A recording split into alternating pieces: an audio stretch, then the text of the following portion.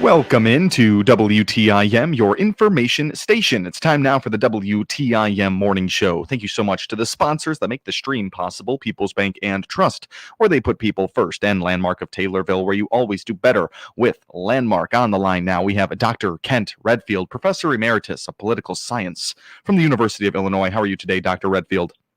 Doing just fine. Absolutely. Really good to have you in today. Plenty of topics to cover, politically speaking, here. We're going to start off with one that I'm still trying to wrap my head around here. We're talking Senate Bill 2412, talking about abolishing practice of political parties that slate their legislative candidates when they didn't even run for the primary election. We got to get the breakdown of this one. We have Dr. Redfield here with us. Break this one down for us. Okay, so if a party does not nominate no one signs petitions to get on the primary ballot to be a Republican candidate for the legislature. Once the primary is over, then whoever won on the other side, the Democratic candidate, obviously would have a free pass because they'd have no opponent in the general election. State law currently allows a political party to get together the county chairman that would be involved with the legislative district and nominate a person to be the party's candidate in the general election. That person has to go out and gather signatures, but once they do that, they become the official candidate of the party, even though they didn't run in the primary. That's been Illinois law for a long time, and it allows political parties to at least have somebody on the ballot. That's not a good look if no one's on the ballot. The legislature changed the law. They could have changed it before the elections cycle started. They could have passed this bill in January.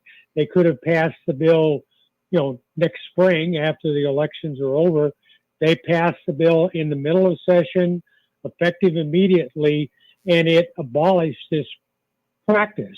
And so it advantages the Democrats who are, right now the Democrats are much stronger. They've got the party organizations to go out and recruit candidates. Republicans are, at a down point. This swings back and forth. And so the Republicans are crying foul. This is, you're doing this, and after the election's already, the whole process has already started. But the Democrats have a supermajority. Governor signed it. Now we've got a restraining order from a court case that was filed. So you've got a local judge that has tried to keep the State Board of Elections from enforcing the law. So that's kind of where we're at. And so there's a general point about, parties could take care of this if they, went out and recruited people. But, there's a in terms from a partisan standpoint, this was clearly done to advantage the Democrats and disadvantage the Republicans. Yeah, so it's very safe to say that this legislation, this initial legislation, was passed by Democrats, and it will be benefiting them at the end. Yeah, if in fact, the state board does, there are some candidates that have been nominated by the party leaders and collected signatures, and they're going to present their signatures. I think the deadline is like the 5th of June. And at that point, it's in the State Board of Elections court. If they say, that they're not going to accept the petitions, we'll be back in court. And so it's not clear legally exactly where we're at. But again, this is we're not talking about independent candidates. John Q. Citizen can't say, well, I'll take, since the Republicans didn't nominate anyone for the primary, well, I want to run, I'll take their place. No, you can only engage in this process if the local party leaders select you and officially nominate you to be their candidate. So, we can question whether or not this overall is a good a good practice, and I think we can agree. We would like to have active parties and voters to have a choice, but then the timing of it is why would you do this in the middle of an election? And unfortunately, when people are in kind of monopoly power positions, the response is to the question is why did you do this, and the answer is because we can, and that's not a good way to run politics. Sure. Yeah, and cleared that one up for us right there was Dr. Ken Redfield, the professor emeritus of political science there. And yeah, just much more clear to us. And we're going to just keep an eye on that and see where that heads. Switching gears just a little bit now. Let's talk the controversy over the closing of this Logan Correctional Center for Women and relocating it. We need to know the effects of this and really how this all got started. So talk to us about these repercussions. Well, you've got terrible problem with the condition of Illinois correctional facilities in general, and then these two specific things we're focusing on, which is the Women's Correctional Center in Logan and Stateville. They are in terrible shape, and so the state wants to build a new prison to house the women prisoners, and they want to move it into northeastern Illinois, which is where most of the state's population is.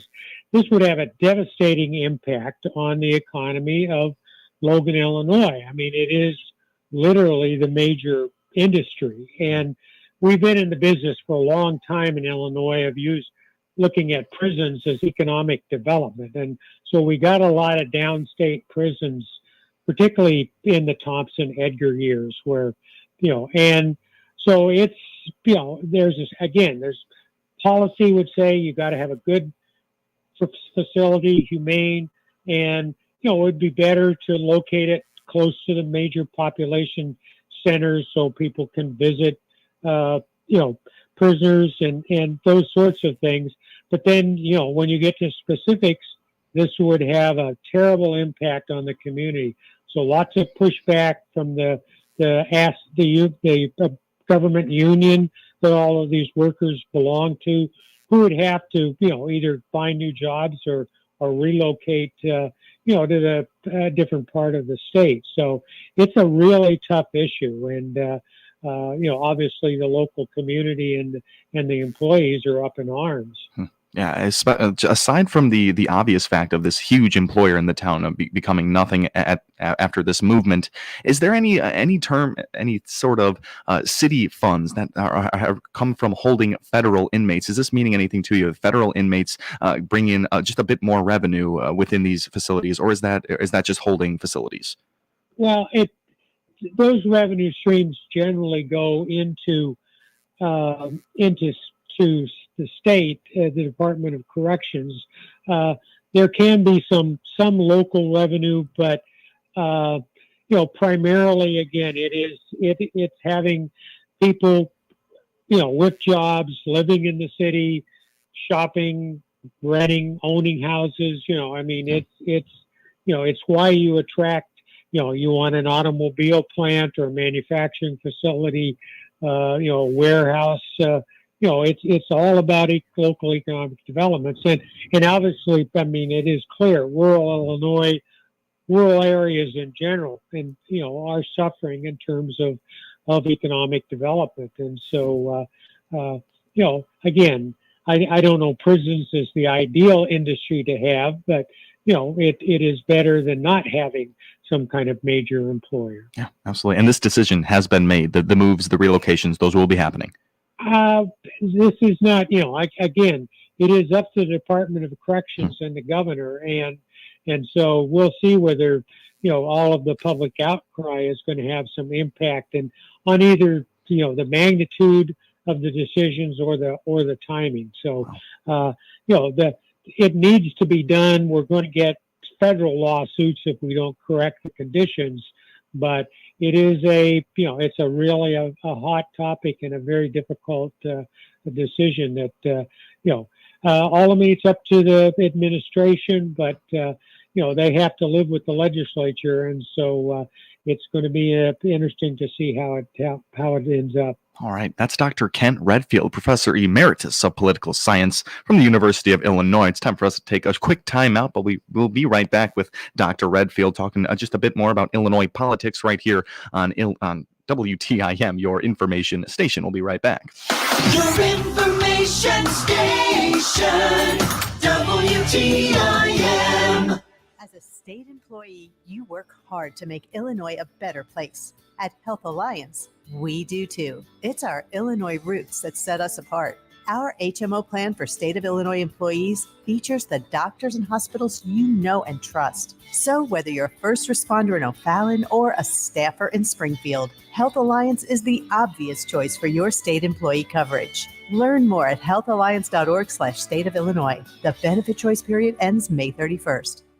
Chip Flory here, inviting you to join the conversation as we tackle the current issues of agriculture every weekday morning at 10:06 on the Talk of Central Illinois, News Talk WTIM. I host AgriTalk, the nation's longest-running interview show dedicated to discussing agriculture issues with the newsmakers and include you in the conversation via our toll-free number. We're here weekdays mornings at 10:06. We are AgriTalk. The month of May is Motorcycle Safety Month, National Barbecue Month, and National Hamburger Month. Those have the guys at Just Beds all fired up for summer. This month, get sizzling hot deals on Bemco Twin mattresses, just $149, and Bemco Queen Pillow Top mattresses, only $289. Get to Just Beds for a better night's sleep, plus register to win Night's Action Park passes. As always, free delivery, setup, and removal. Visit the Yawn Exterminators at Just Beds on Montvale Drive, Springfield. Just Beds. I'm Will Perkins, President and CEO of the Taylorville Community Credit Union. TCCU is proud to be the exclusive sponsor of the Miller Media Group Community Spotlight, allowing a different nonprofit organization to be highlighted on WTIM, WMKR, and WRAN each month. I'm Steve Dennis with the Lincoln Prairie Trail Conservancy. We're a 501c3 nonprofit. Our mission is to repair, maintain, promote, enhance, and expand the Lincoln Prairie Trail from Painter to Taylorville. Some of our projects include fitting free bike helmets for kids at the Wise Healthy Kids Day, bike rodeos for improving bike handling skills and giving safety education for kids and adults. We have a new project with the Master Gardeners of Christian County installing a native plant garden at the Taylorville Trailhead. Check us out on Facebook. This is Cammie Payne, General Manager of the Miller Media Group. We, along with TCCU, are proud to bring you the Community Spotlight each month. TCCU is proud to be the exclusive sponsor of the Miller Media Group Community Spotlight. Come join us. You'll wonder why you waited. Member NCUA. Thank Byers Chiropractic in Pana for all your spring and summer aches, pains, and injuries. Let me, Dr. Bill Byers, and Dr. Ethan Harper help you. Learn more at byerschiro.com or click on my banner at TaylorvilleDailyNews.com. Find out about available units at Taylorville's Valley View Mobile Home Park, 913 North Taylorville Boulevard, by clicking the Valley View Mobile Home Park icon on the obits page of TaylorvilleDailyNews.com. Your information station, WTIM. Welcome back into the WTIM Morning Show. I'm your host, Tim Zalabak, and thanks so much to the sponsors that make the show possible. People's Bank and Trust, where they put people first, and Landmark of Taylorville, where you always do better with Landmark. We're speaking with Dr. Kent Redfield, Professor Emeritus of Political Science from the University of Illinois. In that first half, we finished up a conversation talking about the relocation of Logan Correctional Center for Women and Statesville Prison, and the effects that will come of that. Now, kind of switching gears one more time here to the assault weapons ban litigation update here. Dr. Redfield, where do we stand on this update in Illinois? Well, the Illinois law is, there's been a petition to the Supreme Court to take up what was a appellate court decision refusing to stop the implementation of the law. But recently, the Supreme Court heard a case, an appeal from Maryland that has a lot of similarity to Illinois, and the court refused to again enter into the to take action or to take up the case at schedule it for a hearing with the Supreme Court. And so while people are say, well, you haven't closed off, we haven't, decided on Illinois. We just had put it off on the back burner, and we might take it up. It certainly looks like the court is not going to bring together these First to Second Amendment cases and try to get some type of, resolution in the fall. It's likely this is going to be held over until next year. Now, I mean, there's no way of knowing, but this is would be this would be the first kind of major way of explaining what the decision in New York decision, the Byrne decision that upheld the right to have concealed weapon carry, and so they're going to have to take their doctrine of how the conditions under which you can restrict the Second Amendment, which what they wrote was applied to a concealed carry case. They have to take that and expand it, and so that lower courts have guidelines. So some courts have looked at what Illinois did and said, this violates the Second Amendment. In Illinois, we had an appellate court that said this is fine. And so, this is after dealing with the abortion case, and then, the Dobbs case, and then all of the litigation involving, former President Trump being on the ballot. There's follow-up cases involving aspects of the abortion decision. And so it's more likely that the court would, come out with a major decision in the spring after, consolidating cases, having, taking oral testimony and stuff.